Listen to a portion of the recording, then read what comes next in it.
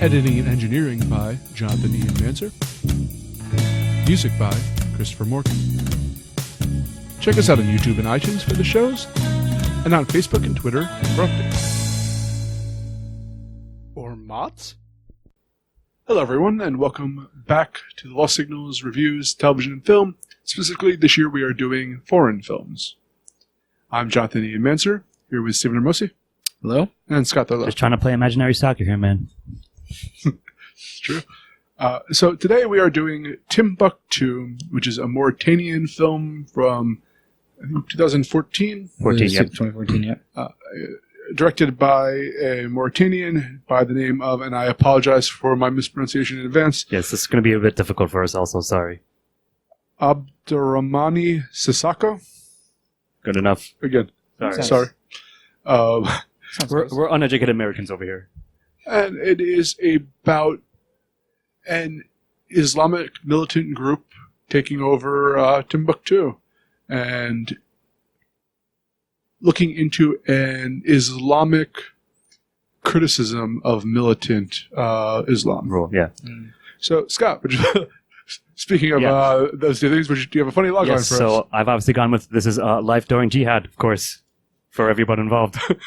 And would you like to continue with the plot? Yeah, sure. So as you mentioned, so basically, I believe it takes place, the film, set at 2012 or so, so the occupancy of a specific faction of militant extremists who are taking over and like enforcing their rule upon Timbuktu, and it also centers around a cattle herder and his family who are just basically trying to make ends meet, trying to do their thing just outside of the city, and then also the citizens of the town, how it affects them all and how they're sort of how they view what's happening to them and how the jihadists like interact with them, and a small scuffle. So while out herding the cattle, his helper, the cow gets tangled in a fisherman's net, which leads to an altercation. He ends up killing the cow. The cattle herd, I believe his name is Kadane. Is that correct? His character name. Yes, Again, I believe so. Sorry for all The main character, yes. Kadana, yeah. Yeah, so he goes out to confront the fisherman and brings a gun, and without meaning to, he does end up killing the guy. So then he's brought into judgment by the jihadists and is sentenced to death eventually. And again, like, it's just them like going, it's sort of like, as you mentioned, maybe we'll jump into style, but kind of like vignettes of like the jihadists like going around like making proclamations and forcing like women to cover up and wear gloves, and like even though one woman's a fish seller, like all this stuff. But yeah, it shows like sort of the hypocrisy and the absurdity of it, but also the brutality and like, you know, the oppression of it as well. And it's pretty much it. It's like a kind of a very slice of life thing, you know, for a very specific time and a place and for an event. So, I mean, I enjoyed it. Like, I was reminded quite a bit, like, not to be like, I don't know, stereotypical, but a separation, just because it's set somewhat in the same area, but it is certainly a different kind of film, whereas that was more like sort of the suburban life and what's happening. This is more the country life, you know, the rural aspect of it. And yeah, the extremist role. And even like the local Imam, I believe, is trying to talk them down from what they're doing. He's like, you're not following, like, this is not what God wants you to do. This is not God's will. You're just doing whatever you want under the guise of it. There's two aspects that I really like, and this is kind of, this movie's very theme centric, so you can't really divorce the two. Yeah, that's true. But the one where they have the Imam talking with the jihadists is like a very powerful scene about. I quite like that scene. Not just schooling him on how Islam should be practiced, but kind of trying to establish in his mind a different point of view. And what I really liked about this is it's very easy to take Islamic extremists and make them blanket like Nazis, monsters. Yeah. And it's also very easy to take all of Islam and make it like the blanket villains in many American, especially action movies. This one, though, they humanize a lot of the extremists. I was going to say that, but we have to point that out for sure. And it's portraying them as misguided to what the word of God is, and how I'll save some of this for theme. But another one I really liked, a scene I liked was, as you alluded to, I think earlier, is the soccer game. And that they can't play soccer, even though all of the militants talk about European like I said, football. it showcases the hypocrisy of it. But yeah, they've banned sports, so like there's a bunch of like young teenagers and kids like imaginary kicking a ball around. That's such a great challenge to their authority. Yeah. There's a really similar thing that they have with music, where there's like a scene where you just have some of the militants like outside of a house where music is being played, and for a while they just like sit there and listen to it until they finally go in and like kind of chase everybody out. Yeah, well, if you remember, like, so again, you're right. Like, it's very hard to extract this from themes, but the first time they hear music, they call up their jihadist like general leader and say, "Oh, they're singing the God's praises. So should we shut them down, or is that okay?" Like, I thought it was like an absurdist kind of thing there. But yeah, so go on. Well, the scene where they break it up is a scene out of any college dorm room, like scene. Like it's just the young kids lying around, lounging, playing some music. One of them is singing. There's two instruments. And then they get whipped by it, and there's a interesting, I don't know if it was necessarily intentional, but with the kind of, the scene where she's getting whipped in public, it kind of that soulful song comes out of her as in her wails. And I don't know, like, again, it's all very vignettes, even snapshots of life in this society. Now, the question is, do you judge it as a whole, or do you judge it by the main narrative thrust, which is the cattle herder? Now, that's what I was coming to, right? So, like, while I thought it was effective, like, as a narrative, because it's snapshots, because it's vignettes, I felt like, I hesitate to use the word, like, slow, but, like, it's, and not even disjointed, but it has to, like, cut back and forth between, like, you know, what Kadani is doing and his family, and then when he comes ahead with the fishermen and what the jihadists are doing in town and so forth, and when they have their little meeting and their little encampment and stuff. So I might look at a very strong 2, but just not quite a 3 for that reason. So I know it's a little odd to. So what do you guys think? So go. I was going to say I think that that I probably agree with you on a 2. The main through line is good, but I feel like there's some point in this where like we miss a beat, and I think it's because it jumps around a lot. Yeah. Well said. I feel like, I mean, also this is just a story about when you're in a marriage, listen to the person that has the cooler head, because you're gonna kill somebody and get murdered over it. Like, there's a point where his wife is telling him not to go because something bad's going to happen, and clearly it does. But I feel like it jumped such a level of intensity there. Like, you don't... I felt like... I don't know. Maybe it's just a cultural thing that I'm missing or whatever, but he seemed like such a peaceful guy throughout the whole movie, and then his cow gets killed, and he's like, "Well, I'm going to strap on my piece and go over." And, well, he didn't intentionally go over to shoot the guy. Like, it was definitely portrayed as an accident. But he did have a gun. Yes, but he brought his gun for sure. They did set that up slightly earlier on with like his history, and I guess, and you're also dealing with a world where you have armed soldiers going around. That's true. Everywhere. So, I don't think he intended to use it. I don't think they're trying to suggest he use it intentionally. You know, it reminded me of sort of like The Stranger, where like he just accidentally shoots it. It reminded me a lot of that as well when I was watching it. But it did seem like a strange jump in narrative stakes, maybe we'll say, or something like that, or like unearned sort of like tension, or maybe it's out of character that they developed for that ending, but. Again, it's just that it kind of starts with the militants. I guess the militants have been there for a while. It's weird because it's the trial of Kadane, and it's the and his death ends the movie when he gets executed. Right. And it seems weird that the rest of it is necessary for the thematics, but seems filler to that story. That's pretty well said. Like that's like. I have in my notes, like, I wasn't quite engaged fully throughout the whole movie. It didn't quite have the bite of other things. And, like, I hate to keep comparing to separation, but that's the thing that came to mind here and there.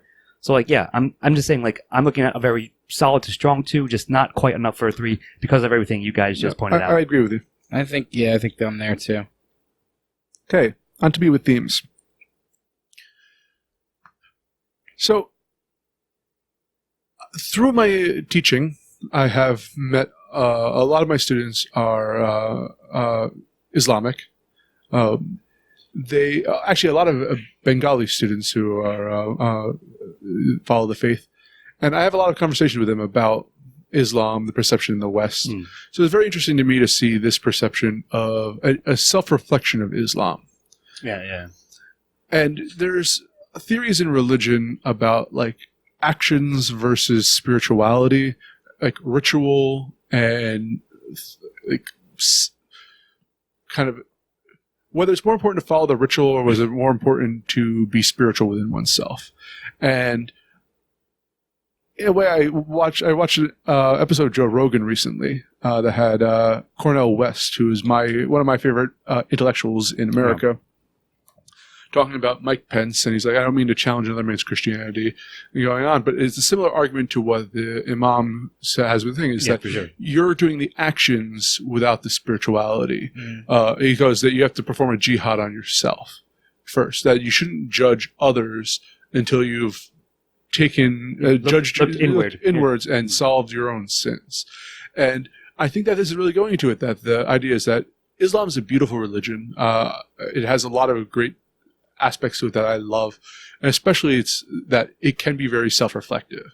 And this argument for that versus the bastardization of ritual. And like sort of the warping of it that the extremists use. Because now you can say that means. I'm stopping another person from disobeying God. It's a salvation of myself. But that's not what the spirit of it is. Yeah. And I don't know, I thought it was fascinating to watch this dialogue unfold. And yeah, I don't have to be shown the hypocrisy of religion. Militant. Yeah, I know that. Sure. But the fact that it was reaching out to the lost with an open hand, saying there's a path back. And I thought that was it's an important message. Yeah, as you mentioned, it humanizes all the characters involved, like whatever end of the scale, if you will, where they lie. Like I said, the average citizens who are now like forced to live their daily lives under this sort of odd rule.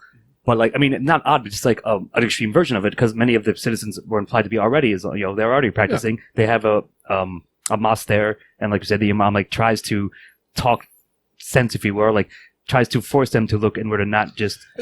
Force is a weird word for that. Tries to convince them to like look at it from a different viewpoint rather than the way they've been doing it in their extreme ways. So yeah, man, I thought that was a quite good look at that stuff, and I think that is certainly the main theme. And like you said, the perception of it here, like the most Westerners might have, and this is from a person who exists within that culture, looking at it and dissecting it. So I thought it was quite well done, and I think I'm going to give it a pretty strong 1 on themes. I also thought it was very interesting. Sorry to was the use of race in this, in the fact that they had North Africans who were light skinned, how we imagine Muslims when we think of them in America. Yeah, the dark skin of like the sub-Saharan African, and not that there was like that racial tension, because there's a religious tension that's going on there, but it was interesting to see that kaleidoscope of people. It was sort of like just the natural, the way it is over there. So. It was also really interesting to see the different languages used in this. I thought you might talk about that. And how that kind of played into kind of this theme of like misunderstanding or purposefully misunderstanding certain things that are going on, like like you just mentioned about and there's this element of hypocrisy at play when we're talking about the jihadists, and there are many scenes in this movie of translations between Arabic. I forget the name of the other African language. I think at least 4 or 5 languages. Then there's French and English spoken in this as well. So it's really interesting to see how they try to distill ideas between people who don't speak the same languages and things like that, in terms of this, and like how kind of the jihadists basically need to have their word translated to the populace, right? Like they don't speak the same language; they're not the same people.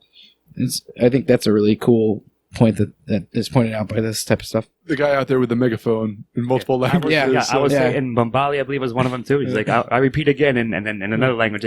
And many scenes they have like a translator, so it was like 4 or 5 people talking back and forth, while one translates for the other, and then vice versa. What's fascinating to me is that in the Islamic religion, the Quran is not supposed to be translated outside of Arabic, because they always want that direct connection to it. Right. And the fact that one of the flaws here is the lack of being able to have that direct connection. Yeah. So. Yeah, and it just causes tragedy at times. So yeah, I think all that stuff is quite nice woven. It was never too hammered home too heavily or anything. It was just like, again, life. Although you do watch someone get stoned to death. So. Yeah. I understand, but I'm saying thematically, I thought it was well handled and like everything we just said. So I got to give it pretty big and credit on that. It does do a good job of changing the feel.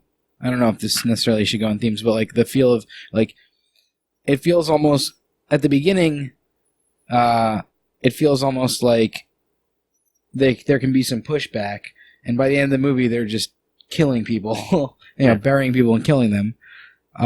So there's like this kind of really different, like you just see it, things fall more and more, or get darker and darker as the movie goes on. Yeah, sure. Again, everyone all the people I know who are of the Muslim faith talk about how it is a religion of peace, regardless of what extremists interpret it as. Right. But the idea is that how you convert is through dialogue, convincing, and patience, and through your own actions. And the fact that the extremists have to fall on violence. Roll in there, yeah, exactly. I don't know. It's good points. Anyway. Yeah. Steve-O, antagonist? So I guess just extremism in this, or like the hypocrisy that comes along. I would back with, that up. Yes. That comes along with extremism in any case that you really, in any case you ever see, like and especially in this type of movie, it's quite clear that people don't necessarily, the people that are doing horrible things don't necessarily believe in the reasons that they're saying they do them for, and that's like an interesting, or not interesting, I guess, but like one of the darker facets of human nature is like a lot of people will say whatever they need to in order to justify whatever, inflict their own worldview on other people, and it's almost like an instinct that humans have, or something like that. Like it just, you see it happen over and over and over again. And yeah, like I just said, it starts off almost kind of benign at first, and when the movie begins, like they're kind of like the jihadists are kind of like brushed off by pretty much everybody they come into contact with. Like when they go into the mosque, the guy is like, I would ask that you leave here if you're gonna, he's like, you come in the house of God with armed weapons, bring and a stuff, gun or whatever, and so they just leave. Or like when the guy goes to Satima, the wife, Kidani's wife, while Kidani's gone, and she's like basically like, get out of here, and he just kind of leaves. But by the end of the movie, they're not backing down anymore. They're kind of you see the acquisition and like the use of the power, and that's, I think that's like the biggest antagonist, is like almost the human nature of those who seek power, or like those who seek to control other people. And I think it's fairly strong and fairly well done in this. Yeah, man. I mean, I'm not on much more to add, so I'll go in a second. But of course, I'm always going to, maybe not jokingly, but half jokingly, will say like, point to organized religion, but whatever it may be. Like Christianity is no exception. When people abuse the ostensibly the quote unquote word of God for their own means. And like you said, Steve, I think it is like somehow like some kind of dark nature of humanity that rises, like that's sort of seeds forth in situations like this. And this one just happens to be in a certain situation. So I'll give it a 1 probably. It's fascinating how they're both, especially this group distilled through their leader, whose name I don't have because IMDb doesn't have any pictures for anybody. I don't even think they said his name in the film anyways either. Yeah. Plus, it's a foreign language film with multiple languages in it. He comes to the wife with lust in his eyes for a married woman. He smokes. Everyone in the terrorist militant organization knows he smokes, but they don't punish him for it because it's that herd mentality. But here's the thing: it's weird because I feel earnest in their belief, but they can't live up to their own standards. Yeah, that's a very good point. Yeah, there's one scene where he's recruiting this kid who wants to be a rapper. Or is that they're shooting like the tape, his conversion video or whatever.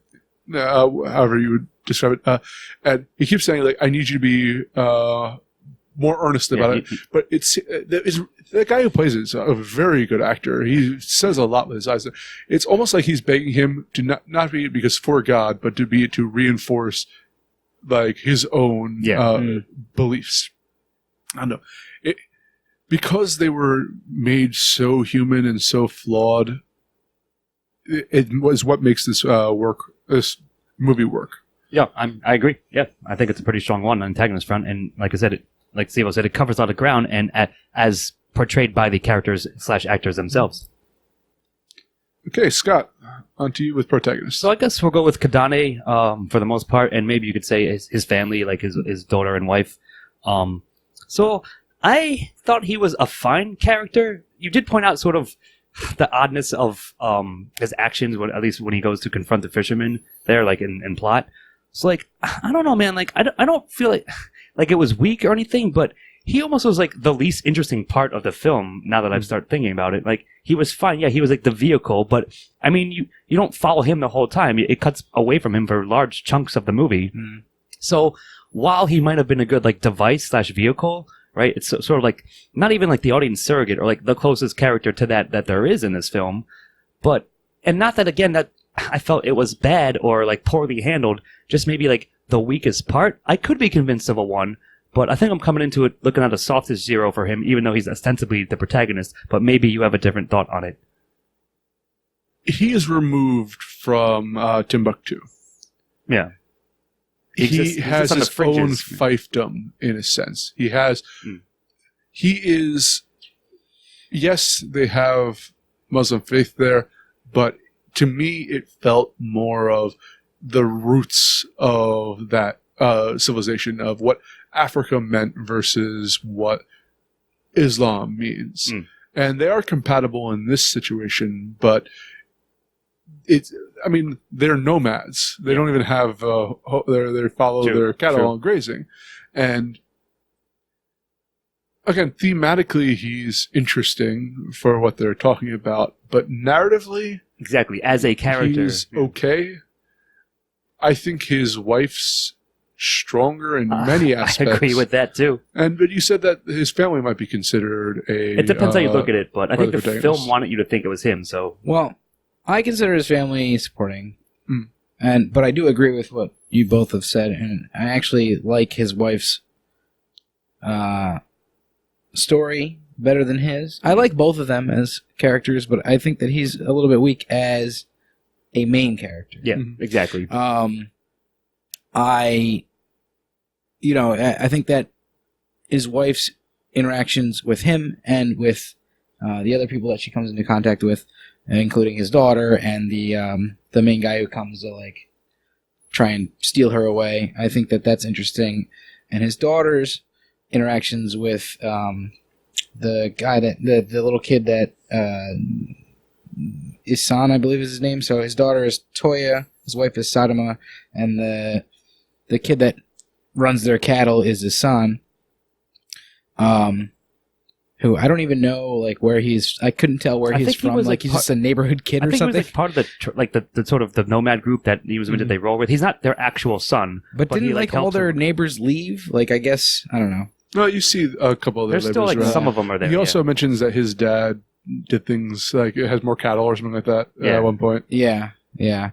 But I thought that those interactions. Yeah, and he's speaking with Toya at the time, and she says like the reason my dad's still alive is because he played guitar. He wasn't a soldier. Yes, exactly. Yeah. You know, which I thought was a really interesting. Yep. So like I think a lot of those interactions are better than Kidane. In fact, I think Kidane made some pretty bad decisions, which doesn't necessarily make him a bad character from the get-go. He's a fairly complicated character, but I thought he did things that seemed out of character, and maybe this is just me, I don't know, but I thought he did things that seemed out of character for who they set him up as. Yeah, like a little bit. And I'm probably going to give this a 0. Like, it's close, but I'm probably going to give it a 0 just because I had questions about his character. I wasn't really sure. Yeah.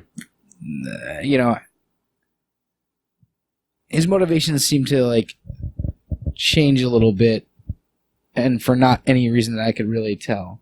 He was more of a device, I guess, is what I'm getting at. I think that it would have been a better film if they focused more on Satima and had her as the main character with him as a supporting character. Especially, he could have played the same exact role, but they definitely do focus on him more so as... Completely agree. Yeah, so like I said, softer is 0, but I think I'm going to side with a 0 here. Okay, and it's on to me with supporting speaking characters. Of a few of them. Everyone is great in their role. Like, especially, I'll let you guys talk about the family and aspect of that. There's a woman there who is my favorite character in this. She's played off as like kind of the crazy witch shaman type character. She refuses to obey. I don't even think she's Muslim, but she stands in front of the militants like, hit me, do it. She's like calling them names. She calls them refuses to obey and isn't even asked to. Yeah, like they don't fuck with her. Yeah, it's beautiful. And there's one part where like there's a guy ballet dancing in her rooftop area, and she has the chicken that she's always carrying around. Talking to. It's great. She had so much personality that I would give it a 1 just for her. But there's other characters, like the teens playing music. Even though they have a very, very small part, the couple that I believe had sex out of marriage, who gets stoned to death. Like seeing all the imam who is spouting wisdom left and right.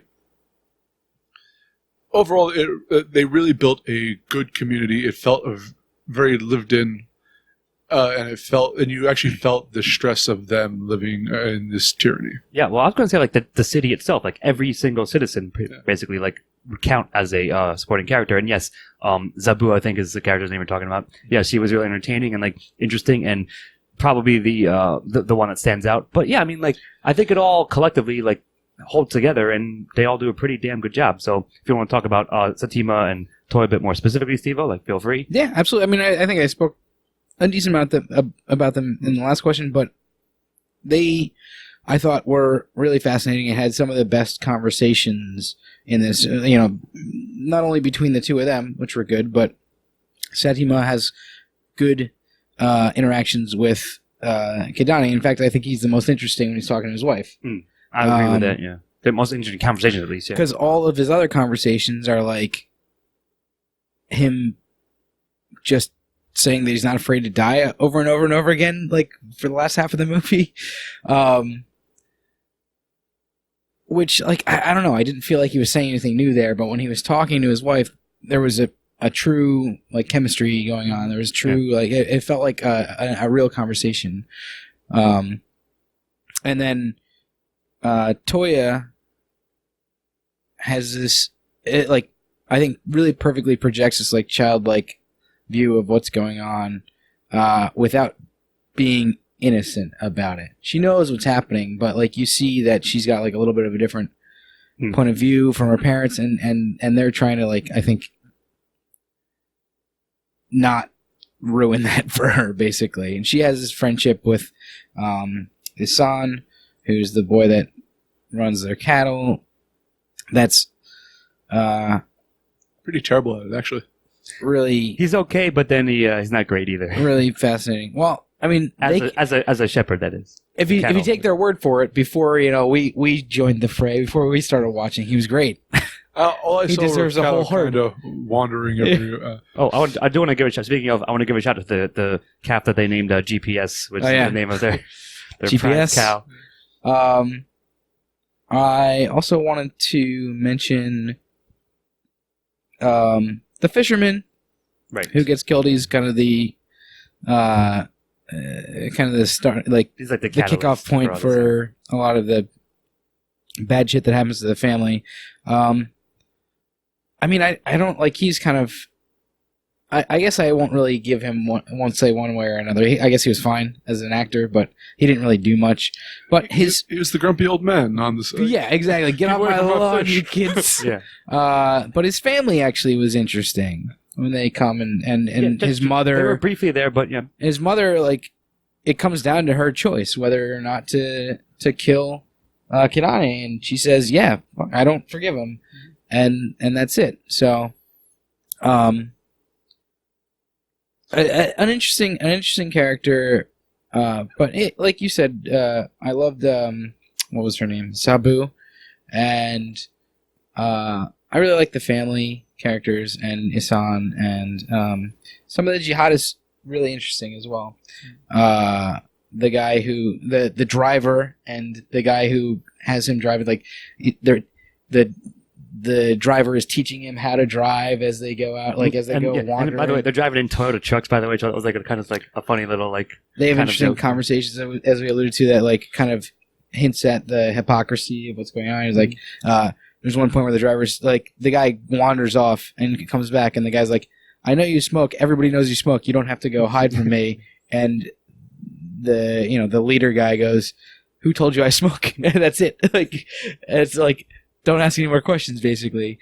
So there's, like, a lot of really good interactions that happen throughout this movie. Like you mentioned earlier, Scott. Like, there's a lot of almost vignettes, like little short tales of what's going on, and I think they do a lot of good stuff with side characters. Here's one I liked that I forgot to mention.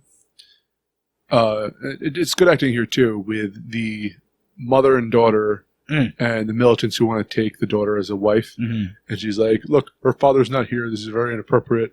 And she'd make an excuse. She doesn't want to give her daughter off to this militant. Right. But that dialogue and their worldviews really colliding there. It was a good vignette. That was actually really, I mean, we'll talk about that in style too, but, like, that was really fascinating stylistically, and, like, they were all switching between languages. I wasn't sure why there were two translators, because they clearly both spoke the same languages. I guess they were just, like, one on one side, I think it was part one on of the other side. So that it's like, fair, like, it seems like the veneer of fairness there. But it was interesting the way they did that scene. But yeah, man. So secondary, I think, is a pretty strong one, like, collectively, for all the characters and all the things we all just said about it. Yeah. At least for me. All right, Mr. Mosi, dialogue. Well, I think this is another thing that we've been talking about the entire time, basically, without directly saying it. All of these conversations that I mentioned, I think all of them would have been nothing without, like, an interesting through line to the dialogue. And clearly, I don't speak the language, so I don't know Any of the languages. I don't know. I can't speak to. I believe there were 2 English sentences uttered in this film. So I can't speak to the how it reads in its original language, but even translated into English, or there's a little bit of English, but not much. But, like, even everything translated in English works really well. I liked that there were certain times they didn't translate because you weren't actually supposed to know what was being said. I noticed that, like, here and there. like, Well, it was particularly when the character you're following doesn't know the language. Yeah, exactly. And, like, I thought that was really fascinating, like, really well done. And I mean, I'm gonna give dialogue a 1. It's down to earth. It's well written, and it just kind of paints it paints a pretty bleak picture, but it's not without its like hopeful moments, which is nice. You bastard. So I'm going to give it a 1. Yes, I was going to basically say that same thing. Early on, I was a little bit like, not unimpressed, but it was fine. But as it went on, especially, I think what got me, like the first scene was when the jihadists come into the mosque and the imam is like, would you, like, then he has to sit down and like, has to sit down with them and like tries to convince them, tries to teach, impart like how they're acting, how they appear to everyone else. And as you mentioned, Kadane's conversations with his wife were quite good when they're out in the tent. And a lot of smaller interactions like that as well. So yeah, as it went on, I was more impressed with the dialogue. I thought it made a lot, not made more sense, but I thought it was more impactful throughout. And like you said, had a very nice through line going with all of it. Yeah. So I'll give it a pretty damn strong 1. And yeah, like you said, it was cool that they did the language thing, like the way they did it, and that was a very nice touch. So I am going to add a part I should have brought up in themes for dialogue 1. In the beginning, they show a gazelle or whatever type of animal that is running, and the militants are chasing it, and they're like, "Don't shoot it, wear it down." Tired out, yeah. And isn't that what they're doing to the people of Timbuktu? That's a good point. Yep, exactly. Then it ends with the parallel between Toya and the... And she's running away into the desert, yeah. I think they actually have the shots of the gazelle. Yep. It does cut to that into her. It's the gazelle, Toya, Isan, and the motorcyclists all running and just getting tired. And like, I think the final shot is Toya as she's like starting to like pound sand and slow down a little bit. Yeah. And I think that was like a really beautiful last shot, actually. But yeah, good call. And actually that kind of bleeds a bit into style, as I think we're about to get to. That's... Go on. Yeah, man. So, it was quite good. I can't say like, it's hard to pick out like any particular shot, but I think it all worked. Like, actually there were a couple good ones when they're walking through the mosque, and it actually reminded me of The Godfather. Like, there's a long hallway shot, and like it follows them like through the walls, or like as they walk past the walls, the divisions of the house. So yeah, it all looked pretty good. It was bookended nicely by those shots, as you said, of them running through the desert. And, like, I have no complaints, really. Like, the soundtrack wasn't all that stand out, but maybe that was kind of the point. Like, when music was a part of it, it was a part of the plot, really, like, and not like, in the background. Well, but there were a couple, like, background tracks, like, sure. But, yeah, I mean, like, I can't really complain. It wasn't the most cinematography, like, amazing thing ever, but it certainly was more than competent. And a couple of, I guess I'll say, shots when the fisherman dies, like, on the little river or whatever that he's fishing from, those look really cool, like the sunset and the sand. That was really neat. Yeah. Like reflecting off the water. So yeah, I can't really fault it, and I'm gonna give it a decent one on cinematography. There's one I'll mention. It's the ballet scene where you think the guy is... I thought the guy was in prayer, and then it transfers to him just doing ballet on a rooftop because he can't do that. I think this is the militants. There's also actually the militants prowling the city at night. Because it wasn't like stormtroopers marching through the streets. They're just like wandering on the rooftops and shit, yeah. It's like police on the beat, except there's just more of them kind of going through. And yeah, it felt oppressive. Yeah. Yeah, I completely agree. It's funny because there are parts of this that feel very oppressive, like those scenes and like closed in. And then there's scenes, especially like I feel like most of the city scenes are like that. And then when you get out to Kadane's exactly. area, like his home, it feels more open. There's like, the one shot that really comes to mind is when Sadama is washing her hair when the guy shows up, and it just feels like there's like they're like right in the middle. Her and Toya are right in the middle of the shot, and then there's this whole open like yard that you're seeing. It's like a really cool. It's a really cool shot. I gotta give style a fairly strong one in this. It's, you can tell it's done on like somewhat of a budget, but it's the shots that they get and the I do like the music that's played within the plot. Yeah, as well. I mean that was fine. I'm just saying like it was only there like twice, maybe 3 times. Yeah, but I dig it, so I'm gonna give it a 1. The Miltons don't want you to hear music. Yeah, I can. Oh no, sorry. I wanted one more. We referenced it early, but the imaginary soccer scene actually was a really cool shot. That's actually huge. I do want to mention that one specifically, but yeah, I'll give style a pretty damn strong 1 overall. All right, on to me with recommendation. I think Islam is fascinating. I actually developed it when Lawrence of Arabia, and like this to me is, I think especially from an American point of view, should be seen because it looks at a piece of the world that most people want to ignore. Yeah, exactly. Or brush off as well as yeah. Or at least make them a monolith. And this really does a lot of nuance. Yeah. And it's perhaps not the best movie of all time, but I think it accomplished its goal of telling us this slice of life story with a little bit of philosophy.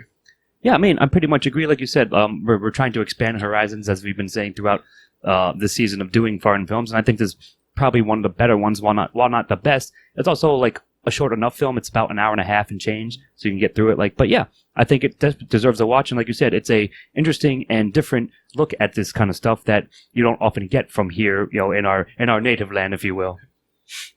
Yeah, I mean, I completely agree. It's I will say this.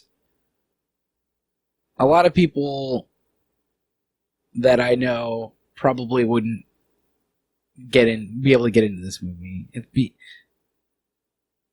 I would still probably recommend that they should watch it. Like, it's, I feel like maybe because of that. I feel like it's got an important message. Yeah. And I feel like it's got good filmmaking behind it as well. It's just, maybe the subject matter is a bit of a hurdle. Yeah, it's difficult. A lot of times it's tough. It's dark. It's not super hopeful. And that's a lot of times Americans aren't into that type of shit. But that's sometimes life, is what I was. But yeah, I obviously that is true. I will recommend this movie going forward. I'm not sure that many people will listen to my recommendation, but I definitely will recommend it. I'm giving it a 1. Sometimes you have a nice savannah cow herd, and sometimes you have ISIS militants. Yeah, it's life. Exactly. That is life. Well, yeah. So what does that leave us out with? An 8. All right. And eights. 8's all around? Yep. For the same reason, we challenge the plot as not because of its vignette style, and perhaps also because the protagonist really didn't have a fully fledged story. We decided to deduct points off of that, but overall thematic qualities and cinematography and its use of dialogue really elevated this to an 8. I agree. So I think it deserves an 8, and that's a damn good score. Yeah. So I'm Jonathan E. Menzer, here with Steven Ramosi. Have a good night. And Scott Thurlow. And I'll see you in Timbuktu. Good night. Editing and engineering by Jonathan E. Manser. Music by Christopher Morgan. Check us out on YouTube and iTunes for the shows, and on Facebook and Twitter for updates. Or mods?